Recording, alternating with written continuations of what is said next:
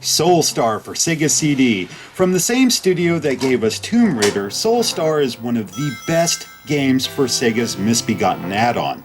I suppose it's really no surprise considering the same studio produced 8H3 Thunderstrike, where that game allowed players to fly freely over a vast battlefield, all while demonstrating some fantastic sprite scaling effects in the process. Soulstar would up the ante and offer something more arcade-like with a bit of cinematic flourish.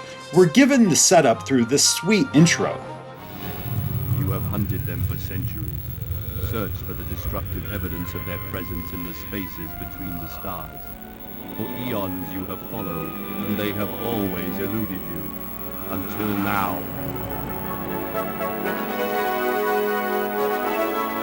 Now you will face your most ancient enemy in a battle for the soul of a star.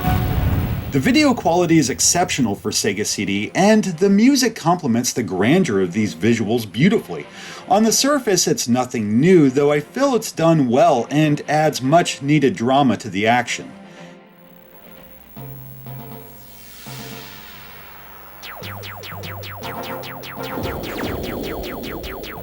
The gameplay comes in three flavors. We have rail shooting segments that typically open the mission, of which there are 8 if you play on the hardest setting, each made up of 2 or 3 phases.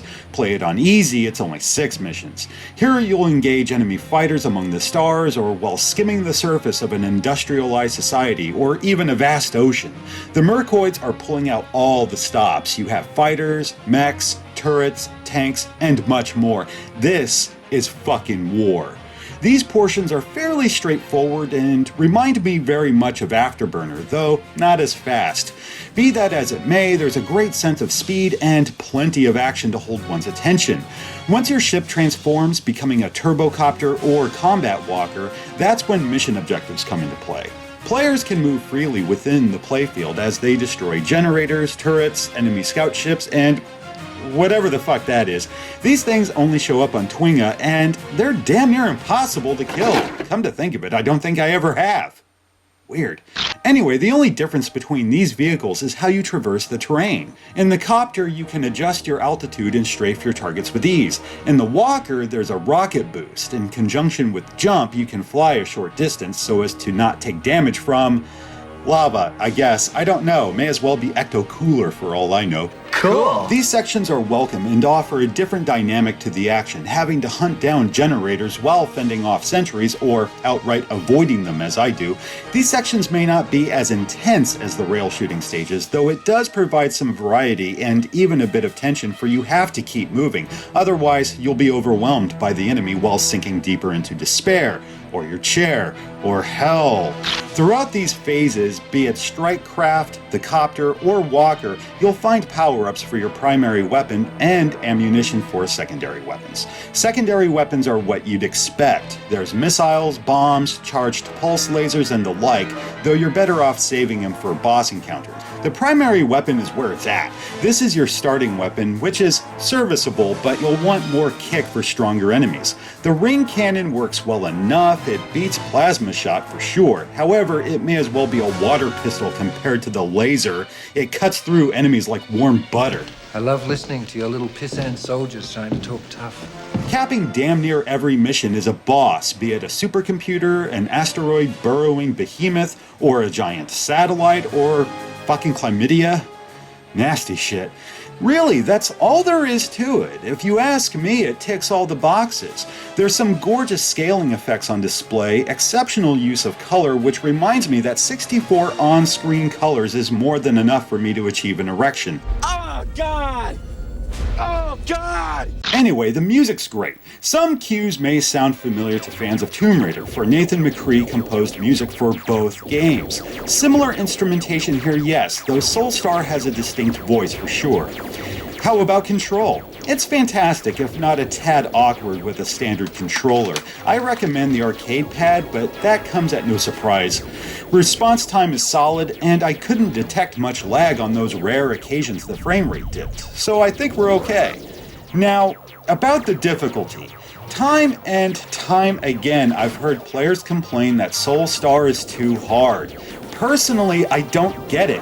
Granted, the first mission doesn't offer many power-ups, so you have to make do. Also, enemy ships have itchy trigger fingers hurling plasma freely and frequently at every turn. This is where you need to master evasion. Like Afterburner, enemy fire hones in on your position at the time of firing, meaning you either avoid that position until the shot passes or bank either direction right before impact. Once you have the timing down, you'll rarely take a hit. When it comes to objectives, you better watch the briefings beforehand. That, or have the instructions handy for they're printed on the back. Still, the only time objectives matter is when you're the copter or walker. If you're too impatient or downright lazy, just look at the radar and it will guide you from there. Some bosses can be tricky, yes, like the CPU. Don't bother using your plasma shot. It's worthless at this point. Use missiles, they're faster. Not that it matters much, for its attack pattern is simple and obvious, but why not stave off tedium as best we can? Just showing off. Of course, I am a show-off, that's what we do. This Synchrosun laser device bears a striking resemblance to the CPU earlier, though its sweet spots are difficult to hit with a standard weapon. Alternative? Use bombs. Get in close once the ring expands and carpet bomb the fucker till it goes boom. Easy. My last tip would be to find the laser power-up mentioned earlier. It's the best weapon by far, and it will remain in action so long as you don't die. Now shut up and smoke.